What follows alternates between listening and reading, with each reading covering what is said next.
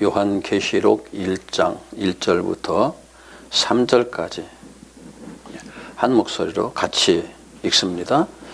예수 그리스도의 계시라. 이는 하나님이 그에게 주사 반드시 속히 일어날 일들을 그 종들에게 보이시려고 그의 천사를 그 종 요한에게 보내어 알게 하신 것이라.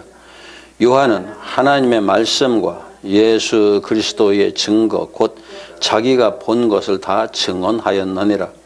이 예언의 말씀을 읽는 자와 듣는 자와 그 가운데에 기록한 것을 지키는 자는 복이 있나니 때가 가까움이라. 아멘.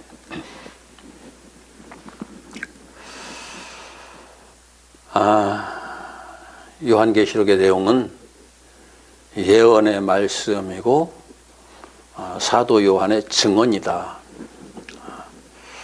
이런 차원에서 오늘은 요한계시록이 과연 어떤 성격의 예언이고 증언인가를 좀 더 구체적으로 이해하도록 하겠습니다. 먼저 그 해답을 정확하게 얻기 위해서는 성경에서 예언이란 무엇이며 그 성경에서 확인할 수 있는 초대교회의 예언에 대한 의미, 초대교회 성도들이 예언을 어떻게 생각하고 있었던가, 특히 이제 성경에 기록된 내용들을 통해서 확인하는 것이 중요합니다. 첫 번째 시간에 같이 서로 반복되는 내용들이 좀 있습니다만은 이것이 그만큼 중요한 것이기 때문에 우리가 반복을 해서 듣더라도 그만큼 또 유익이 있을 줄로 압니다. 요한계시록에서 말하고 있는 이 예언의 말씀이라고 하는 이 정의, 이 단어를 먼저 정확하게 이해를 해야만 나머지 내용들에 문제가 발생하지 않습니다. 만일 예언에 대한 의미가 정확하게 이해되지 않으면 계시록 전체를 해석하는 방향이 엉뚱하게 흘러갈 수 있어요. 요한계시록에서 사용한 예언이라는 의미를 정확하게 이해하기 위해서는 먼저 사도들이 활동하던 그 초대교회에서 예언이라는 의미가 어떻게 사용되었는지를 성경을 통해서 확인해야만 합니다. 우선 원어 프로페테오의 의미가 이제 예언이 프로페테오라는 그 원어인데 의미가 영감으로 하는 말, 성령의 감동을 받아서 그 감동을 따라서 하는 말, 하나님께서 깨닫게 하셔서 그 깨달음을 따라서 하는 말, 이런 의미입니다. 고린도전서 14장 9절에 의하면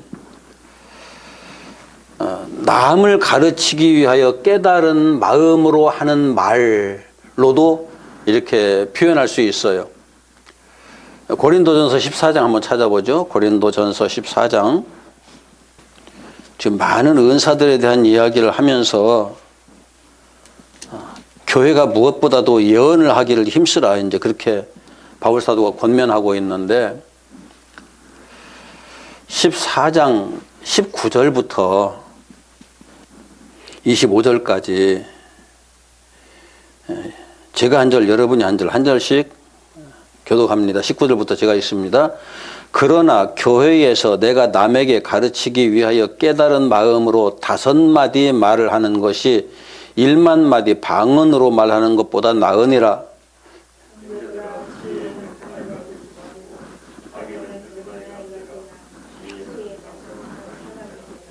율법에 기록된 바 주께서 이르시되 내가 다른 방언을 말하는 자와 다른 입술로 이 백성에게 말할지라도 그들이 여전히 듣지 아니하리라 하였으니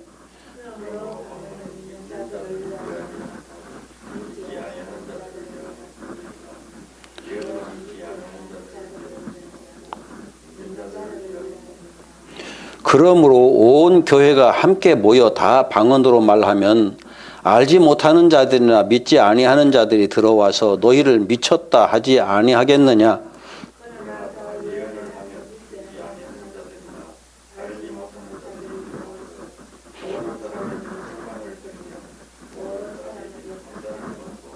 같이 읽습니다. 그 마음에 숨은 일들이 드러나게 되므로 엎드려 하나님께 경배하며 하나님이 참으로 너희 가운데 계신다 전파하리라. 자, 이 내용을 보면은 그 예언의 성격이 믿는 자들을 위한 것이다. 이미 신앙생활을 시작한 사람들을 위한 것이다. 그렇게 되어 있습니다. 이 신앙생활을 시작한 사람들을 위해서 예언을 하면은 모든 사람들이 판단을 받고 책망을 듣고 마음에 숨은 일이 드러나게 되며 이렇게 표현되어 있어요. 어떤 예언이 사람들을 책망하고 판단을 받게 하고 하나님 앞에서 숨은 것들이 드러나게 하는 예언이 있을까요? 그러면서 그 예언을 들은 사람들이 말하기를 하나님께서 참으로 너희 가운데 계신다 라고 인정할 수밖에 없다고 그렇게 되어 있어요. 이 내용은 고린도전서 13장 9절과 14장 1절의 연속선상에서 이제 계시된 말씀인데 13장 9절을 좀 봅시다. 그 앞에 13장 9절 우리는 부분적으로 알고 부분적으로 예언을 하니 이게 부분적으로 알고 부분적으로 예언을 한다? 그 뒤에 10절에 온전한 것이 올 때에는 부분적으로 하던 것이 패하리라. 여기서 말하는 부분적으로 안다는 것은 하나님의 뜻을 내가 온전히 알지 못한다는 말이고 만약 하나님의 그 뜻하신 바가 다 이루어져서 온전한 것이 성취된 다음에는 이것이 전부였구나라고 말할 수 있는 사람이 된다는 거죠. 이게 무슨 얘기냐면은 바울이 이해하고 있는 하나님의 말씀이에요. 하나님의 말씀을 내가 지금 풀어서 너희들에게 얘기하고 있지만은 내가 다 알고서 얘기하고 있는 건 아니다. 그 중에 부분적인 것만을 너희들에게 말하고 있는 것이다. 그런데 이게 왜 예언일까? 예언이라고 하는 것은 앞으로 그 성도들 한 사람 한 사람에게서 되어질 일들이잖아요. 성도들 한 사람 한 사람에게서 일어날 일들이잖아요. 제가 만약 여러분들의 영적인 상태, 영적인 그 세계 속에서 앞으로 일어날 일들을 쭉 지금 설명하고 있다고 그러면은 나는 예언을 하는 거죠.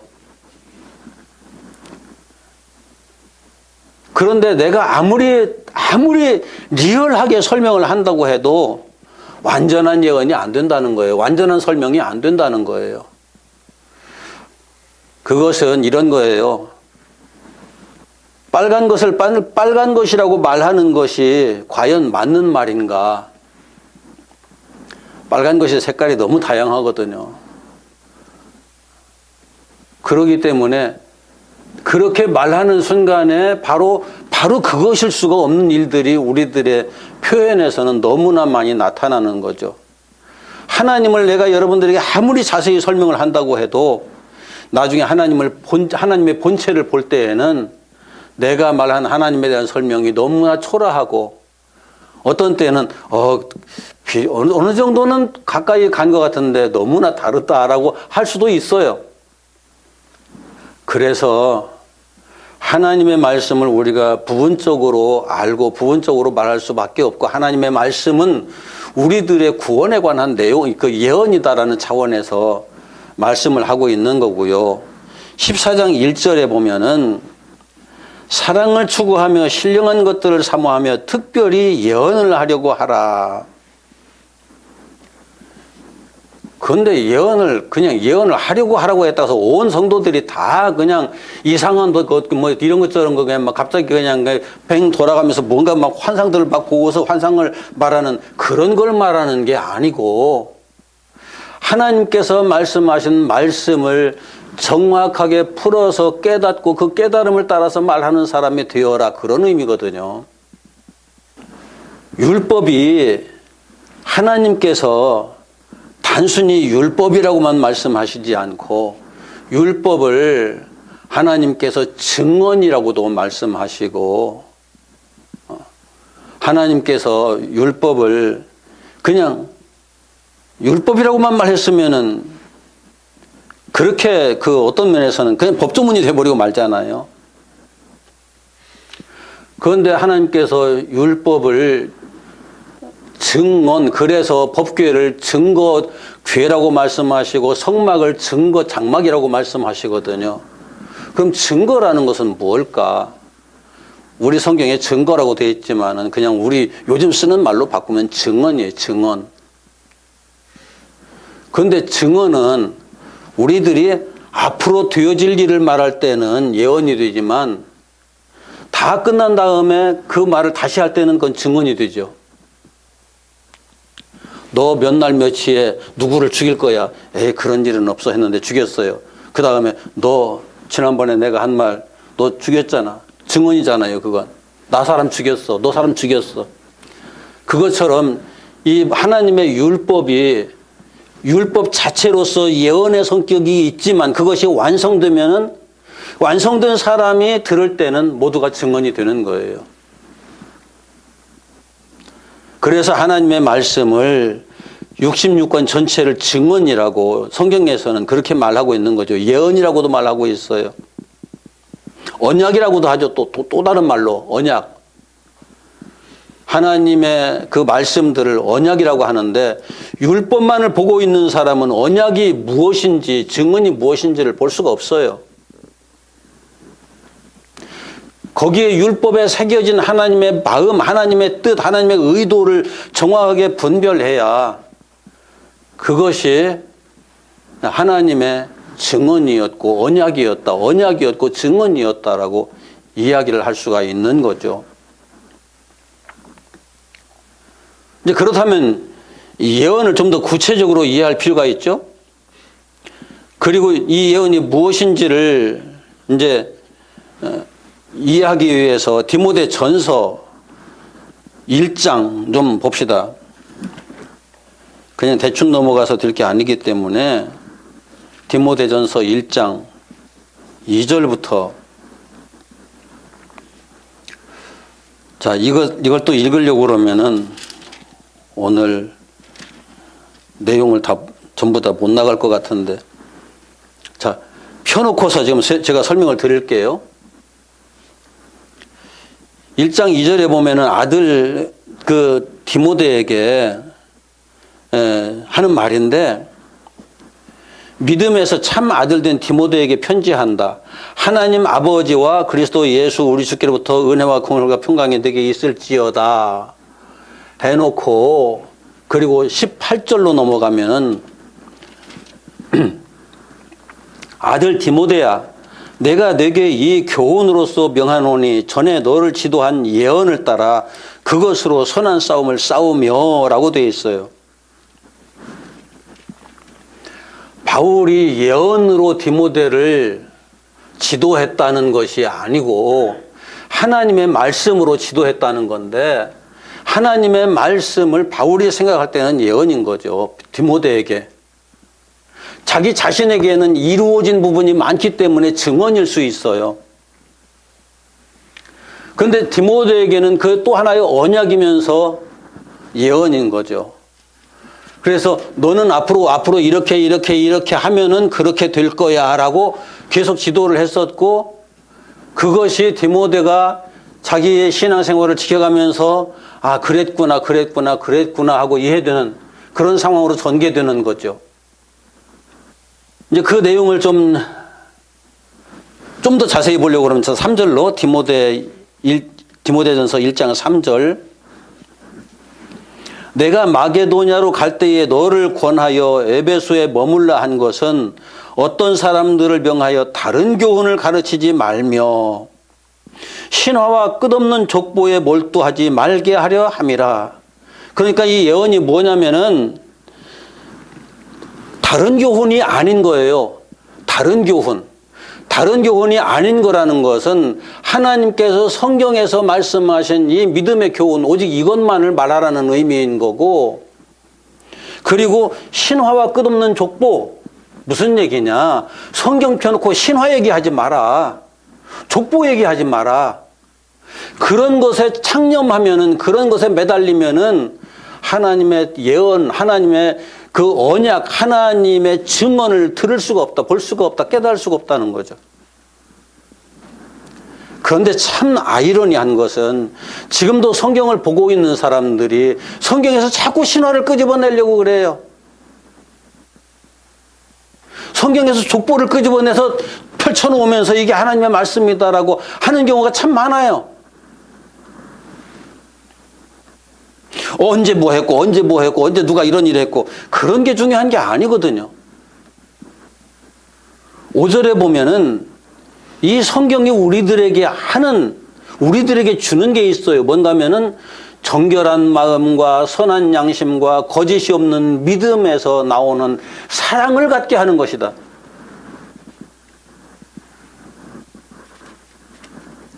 성경을 보면서 그래서 하나님의 사랑, 예수 그리스도의 사랑, 이 사랑을 볼 줄 모르면은 성경을 못 본 거예요.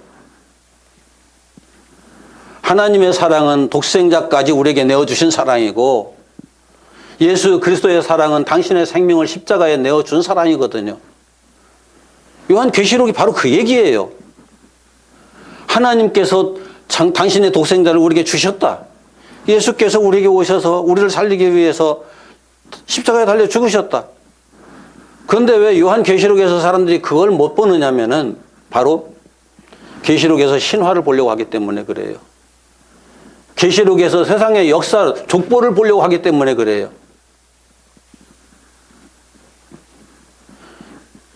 디모데전서 1장 6절 7절로 넘어가면은 바로 이 신화에 빠지고 족보에 빠져서 헛된 말들에 자꾸 우리가 쓸려가게 되면은 율법의 선생이 되려고 하는 사람들조차도 자기가 하는 말을 이해하지 못하게 된다. 제가 계시록 강의를 들으러 몇 군데 다녔었는데 몇 마디 질문을 하면은 결국은 질문에 대답을 못 해가지고 엉뚱한 소리만 자꾸 하는 경우를 많이 봤거든요. 하나님의 말씀을 제대로 이해를 하고 있으면 언제 어느 때 무슨 질문이 들어와도 그 질문을 해석해 줄 수 있어야죠. 설명해 줄 수 있어야죠. 답을 해 줄 수 있어야죠. 내가 이해하고 있지 못하니까 대답을 못 하는 거죠. 8절에서는 5절까지 성경한 내용이 율법이다. 그 율법은 적절히 쓰면은 선한 것이다. 이런 말이에요. 율법을 잘 활용하면 그건 선한 것인데 율법을 잘못 사용하면은 그것은 악한 것이 된다. 9절과 10절에는 율법을 적법하게 사용하는 경우를 설명하는 내용인데 하나님께서 율법을 주신 목적에 맞추어서 율법을 설명하는 거죠. 선하고 의롭게 살라는 말씀이 아니라 율법은 정죄하는 법이다. 9절 10절 한번 볼까요? 디모데전서 1장 9절 10절 시작. 알 것은 이것이니 율법은 옳은 사람을 위하여 세운 것이 아니요 오직 불법한 자와 복종하지 아니하는 자와 경건하지 아니한 자와 죄인과 거룩하지 아니한 자와 망령된 자와 아버지를 죽이는 자와 어머니를 죽이는 자와 살인하는 자며 음행하는 자와 남색하는 자와 인신매매하는 자와 거짓말하는 자와 거짓 맹세하는 자와 기타 바른 교훈을 거스르는 자를 위함이니. 그럼 율법은 우리하고는 상관없는 것이 되나요? 여기 앞에서 말한 것들하고 나하고는 아무런 상관없는 일들인가요? 아니에요. 결국은 이게 우리 자신의 본질을 다 끄집어내서 하는 말이에요. 너희들 본질적으로 보면 다 그런 사람들이 있잖아. 그러기 때문에 너희들에게 율법이 필요한 거야. 그런데 율법을 들으면서 착하게 살아라, 의롭게 살아라. 의롭게 너희들은 불례하고 의롭게 살 수 없는 존재야. 착하게 살 수 없는 존재야. 근본적으로 그래. 하나님께서 너희들이 나는 죄인입니다 라고 고백을 할 때 비로소 그 너희들을 데리고 하나님께서 의롭게 하시는 거지, 내가 의롭다라고 생각하는 그 순간부터 하나님과는 상관없는 사람이야, 이 얘기를 하는 거예요. 그러면서 바울이 이 교훈을 내게 맡기신 바 복되신 하나님의 영광의 복음을 따름이라. 금방 율법 해놓고 이것을 복음이라고 바꾸잖아요. 왜요? 내가 죄인이라는 걸 깨달았으므로 이제 하나님 앞에 나갈 수 있게 됐으니까. 이게 복음이라는 거죠. 우리는 성경을 보면서 성경에서 정말 하나님이 말씀하시고자 했던 것, 예수님께서 그토록 우리들에게 깨우쳐 주시고자 했던 것, 바울이 그토록 설명을 했던 것들을 제대로 이해하지 못하는 경우가 참 많아요. 11절과 12절에 이르러서는 앞에 설명한 율법이 이 교훈, 자 11절 12절, 이 교훈은 내게 맡기신 바 복되신 하나님의 영광의 복음을 따름이라. 나를 능하게 하신 그리스도 예수 우리 주께 내가 감사함은 나를 충성되이 여기어 내게 직분을 맡기심이니. 이 복음을 전할, 이 율법을 풀어서 구원의 메시지로 전할 이 직분을 내게 맡기셨다. 자신을 이 복음의 충성스러운 종이라고 그렇게 표현하고 있어요. 그런데 조금 더 나가면은, 자 15절 봅시다. 미쁘다 모든 사람이 받을 만한 이 말이여 그리스도 예수께서 죄인을 구원하시려고 세상에 임하셨도다. 죄인 중에 내가 괴손이라. 앞에서 율법은 이런 죄인들에게 필요한 것이다 쫙 설명을 해놓고 바로 그 죄인이 난데, 나는 그들 중에 더욱더 큰 죄인, 가장 큰 죄인, 괴수라고 자기 자신을 말하고 있어요. 아니, 예수를 믿는 사람들이 왜 이렇게 자기가 의로운지 모르겠어요. 예수를 믿는다고 말하는 사람들이 세상에 둘도 없는 자기가 의인이라고, 아니 겉으로 의인이라고 말하고 있지 않은데 가만히 얘기를 듣다 보면 그 사람들의 얘기를 가만히 듣다 저 사람이 세상에 둘도 없는 의인이로구나 라고 생각될 경우가 참 많아요. 그런데 바울은 지금 그 믿음의 아들 디모데에게 편지를 쓰면서 내가 세상에 죄인 중에 가장 큰 죄인이다, 죄인 중에 괴수다라고 고백을 하고 있거든요. 왜요? 하나님이 그 죄인을 위해서 일하시니까. 예수께서 의인을 위해서 땅에 오시지 않았다고 하셨잖아요. 예수를 제대로 만나려면 항상 죄인이 되어야죠. 저 누가 죄인이 아니라 내가 항상 죄인이어야 되는 거예요. 저 사람은 나보다 의롭고 저 사람은 나보다 의롭고 저 사람은 나보다 의롭다. 로마서와 고린도전서 그리고 갈라디아서에서 바울은 율법과 복음이 서로 다른 무엇이 아니라 율법이 곧 복음이고 복음이 곧 율법이라고 거듭 이야기를 해요. 이런 바울의 생각에서 확인할 수 있는 것은 바울이 디모데에게 지도한 예언이 바울이 성령의 감동을 따라서 하나님의 말씀을 해석하는 원리에 의해 율법을 풀어서 설명하는 것, 이것이 예언이었던 거죠. 복음이기도 하고요. 그러므로 바울이 디모데를 가르친 예언은 순간적인 어떤 신비한 능력이라든지 또는 율법과 무관한 어떤 깨달음이 아니라 하나님께서 주시는 성령의 감동을 따라서, 그 지혜를 따라서 하나님의 말씀인 율법을 깨닫고 그 깨달은 율법을 통해서 교회와 성도들에게 전해주시려는 하나님의 로고스, 말씀을 의미하는 거죠. 그런 차원에서 보면은 신구약 66권 전체가 다 예언이에요. 지난번에도 말씀드렸지만 신구약 66권 전체가 어떤 사람에게는 그냥 내가 지난날에 살아왔던 영적인 길들을 다시 한번 설명해 주는 증언과 같은 역할도 하지만 대부분의 사람들에게는 내가 아직 살아보지 못했던 영적인 세계를 말하고 있는 예언이거든요. 신구약 성경 66권이 우리가 예수 그리스도를 하나님께서 약속하신 메시아로 믿고 그와 함께 십자가의 길을 동행하며 거듭남에 이르는 그 전체 과정을 설명하고 있는 것이기 때문에 모든 사람에게 다 예언일 수밖에 없어요. 그래서 계시록은 그냥 단순하게, 이게 참 그래서 단순하게 말하는 것들 때문에 엄청나게 많은 오해들이 발생하지만 또 이럴 때는 단순하게 말할 수밖에 없는 게 있어요. 예수 믿으면 천국 가고 믿지 않으면 지옥 간다. 계시록을 단순하게 그렇게 얘기할 수 있어요. 그런데 그 말 그대로 받아들이면 그건 또 거짓말이 되죠. 다시.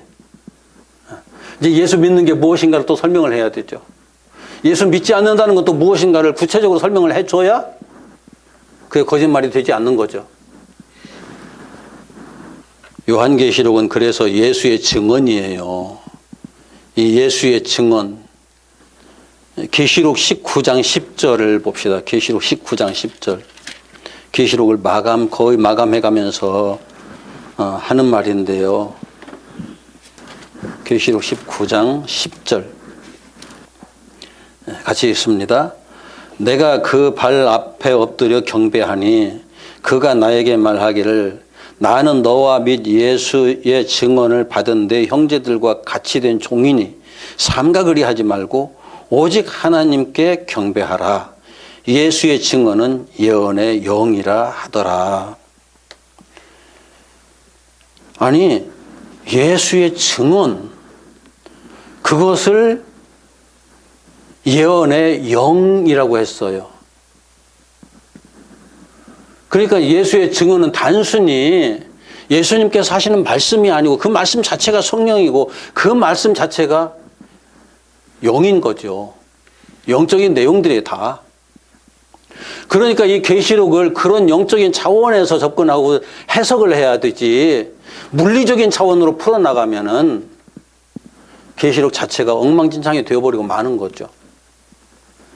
이 예언은, 계시록의 예언은 알고 보면 아담으로부터 시작해서 이 물리적 시공간의 역사가 다 끝나고 이 물리적 세계 종말이 올 때까지 존재하는 모든 인간, 모든 인생들에게 적용되는 예언의 말씀이에요. 그런데 이제 이 예언의 특징이 일단 교회 안에 들어오지 않은 사람은 이해를 못해요. 아니, 그냥 이 계시록의 말씀 따라서 그냥 이 세상 역사가 다 끝나면 바로 지옥으로 떨어질 그 사람들이기 때문에 그들에게 적용돼 봐야 아무런 의미가 없는 거죠. 일단 교회 안에 들어온 사람, 예수를 믿겠다고 생각을 하고 이 믿음의 역사 속으로 들어온 사람, 그 사람들에게는 이 계시록의 내용이 너무너무 중요한 거예요. 너무 중요한 예언인 거예요. 이게 초대교회에서 사용한 예언이라는 의미예요.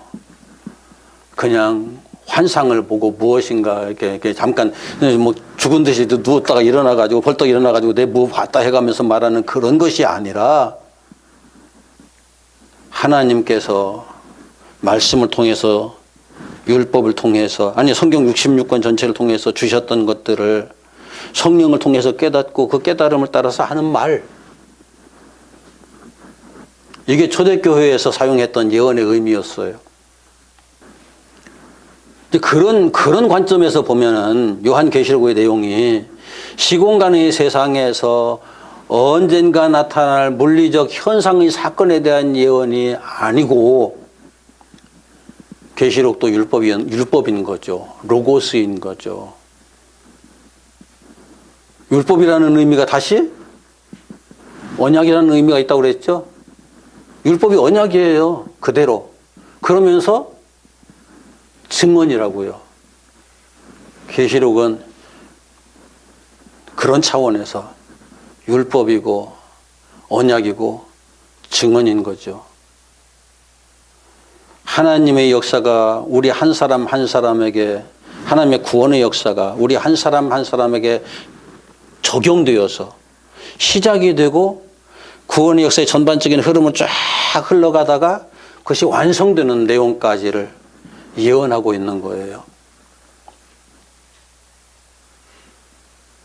그러므로 이 요한계시록의 내용은 과거에 이 땅에 이미 있었고 현재에 있고 또 미래에 있을 모든 교회와 모든 그리스도인들에게 향한, 모든 교회에게 향한 예언의 말씀이기도 한 거예요. 당연히 이 땅에 과거, 현재, 미래 그리스도인들에게 이 예언이 적용되지 않았다거나 이 예언대로 이루어지지 않을 수 있는 사람은 단 한 사람도 있을 수가 없죠. 저와 여러분도 이 예언을 통과하게 돼 있어요. 이걸 읽어가면서 이 부분은 내가 지금 되고 있는데 이 부분은 안 되고 있구나 하는 것도 확인할 수 있어요. 이게 하나님의 증언이에요. 그래서 요한계시록의 예언은 나에게 적용되어서 새 하늘과 새 땅으로 가는 길에 대한 예언이에요. 또 다른 관점에서 보면은 나에게 적용되어서 영원한 불못으로 가는 길에 대한 예언. 그러니까 내 안에서 죄와 사망의 요소들은 이 예언의 역사가 다 끝나면 영원한 불못으로 던져져 버리고 내 안에 새롭게 형성된 하나님의 형상은 완전하게 되어서 하나님 나라에 들어가는 이 투 트랙의 예언이 요한계시록에 기록되어 있는 거죠. 이 예언은 그래서 우리가 나 자신에게 철저하게 적용을 해서 확인해 봐야 할 필요가 있는 매우 중요한 예언인 거예요. 자, 이것이 이것도 성경 쪽에 좀 찾아봅시다. 왜 그 하나님께서 법궤를 그리고 법을 새긴 계명의 돌판을 그리고 성막을 증거막이라고 부르셨는지 출애굽기 16장 34절 한 절 같이 읽습니다. 아론이 여호와께서 모세에게 명령하신 대로 그것을 증거판 앞에 두어 간수하게 하였고, 증거판이 이게 뭐예요? 예, 십계명을 새긴 돌판이잖아요. 이제 여기 이제 그 이스라엘 백성들이 광야를 이제 들어와서 생활할 때 양식이 떨어져 가지고 양식 없다고 하니까 하늘에서 만나가 내렸잖아요. 만나를 항아리에다 담아 가지고 그것을 바로 그 증거판 앞에 두었다. 이게 이제 성막의 증거궤 앞에 두었다는 의미예요. 증거궤 속에 두었다는 의미는 아니고, 이것도 많은 사람들이 착각을 하는데, 그리고 증거궤, 법궤를 또 증거궤라고 말하죠. 출애굽기 25장. 여러 군데 있지만은 그냥 대표적인 것 한 군데만 봅시다. 25장 22절, 21절, 22절 같이 봅시다. 시작. 속죄의 소를 궤 위에 얹고 내가 네게 줄 증거판을 궤 속에 넣으라. 거기서 내가 너와 만나고 속죄의 소 위 곧 증거궤 위에 있는 두 그룹 사이에서 내가 이스라엘 자손을 위하여 네게 명령할 모든 일을 네게 이르리라. 법궤를 증거궤, 요즘 말로 바꾸면 증언의 상자, 그런 말이에요. 예. 자, 그 다음 한 군데 더 봅시다. 출애굽기 38장 21절. 38장 21절 시작. 성막 곧 증거막을 위하여 레위 사람이 쓴 재료의 물목은 제사장 아론의 아들 이다말이 모세의 명령대로 계산하였으며, 여기 증거막이라고 되어 있죠. 범막이라는 의미도 있지만은 원문에 보면은 증언의 천막이라는 의미예요. 그런데 하나님의 법을 보면서 그게 증언으로 보여지는가요? 뭘 증언하고 계신가요, 거기에서? 이제 보는 건 이제 그 율법밖에 못 보는 사람들은 그래요. 아, 이게 율법밖에 못 보는 사람도 그것도 안 보이겠네. 율법의 본질을 보는 사람들이 그 내용을 보면서 아, 내가 죄인이라는 것을 증언하고 있구나. 첫 번째. 그 다음에 내가 죄인인데 나를 구원하시겠다는 약속이 여기에 있구나. 두 번째. 세 번째, 하나님께서 결국 나를 이렇게 구원하셨구나. 증언. 이렇게 진행되는 거예요. 계시록도 다르지 않아요. 똑같아요.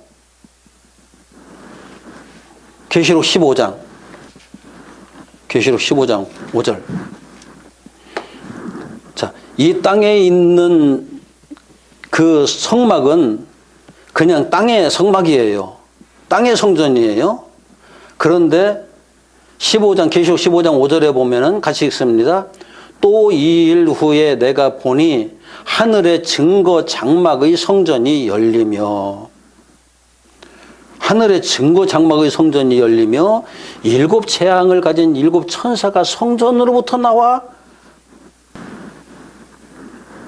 이건 좀 이제 계시록 저 뒤에 가서 구체적으로 배워야 이제 확인이 되겠지만, 여기 지금 하늘의 증거 장막이 지금 소개되고 있어요. 땅의 증거 장막은 사람들이 항상 보면서 율법밖에는 이해를 못해요. 그런데 하늘의 증거 장막이 열리니까 이 대접이 쏟아져요. 천사들이 거기서 대접을 가지고 나와서 쏟아요. 말씀의 깨달음이 차원이 달라졌다는 얘기예요. 지적으로 말씀을 이해하는 것이 아니라 그 존재로 받아들여 가지고 존재의 변화가 어마어마하게 일어나는, 우리의 존재의 본질을 다 파헤쳐 가면서 그것을 바꾸는 역사가 진행되는 내용이 이렇게 전개된다는 것을 표현하고 있는데, 하늘의 증거 장막이 열리지 않으면, 다시 말해서 하나님의 원래의 뜻이 성막을 통해서 열리지 않으면은 우리가 진리를 이해할 수 없어요. 진리의 본질을 만날 수가 없어요. 그걸 지금 여기서 설명하고 있는 거거든요. 그래서 이걸 우리가 성경을 잘못 보면은 정죄하는 법조문으로 보게 되는데, 거기에 이제 하나님께서 열어주시는 성전의 그 법궤의 그 본질을 열어서 보게 해주시는, 우리가 윤리적으로 열 수 없어요. 그 구약의 법에 보면은 사람이 임의로 열면은 그 뚜껑을 여는 사람은 그 자리에서 죽거든요. 하나님의 법궤를 인간이 열어서 설명을 하려고 하면 안 돼요. 하나님께서 열어주시는 것만 이해할 수 있어요. 그것이 계시록에 이렇게 기록되어 있는 거예요.